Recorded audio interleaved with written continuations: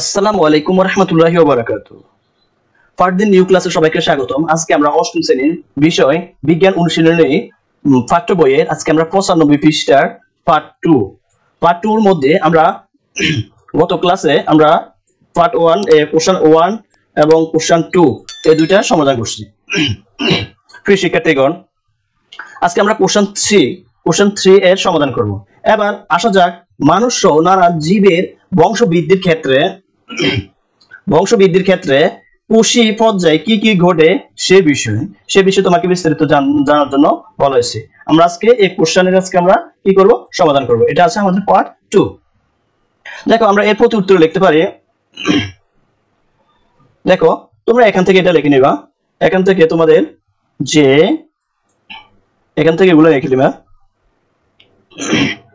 এখানে আমাদের 3 নম্বর কোশ্চেনগুলো এখানে উত্তর দেওয়া আছে, তোমরা এগুলো খাতায় লিখে নিবা এবং কয়েকবার রিভাইজ দিবা।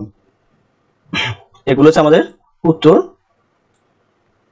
তোমরা জন্ম মৃত্যু কোষগুলো না লিখলে চলবে, এগুলো লেখার প্রয়োজন নেই, তোমরা শুধু থিওরিক্যালটা লিখে নিবা। এগুলো লিখে নাও।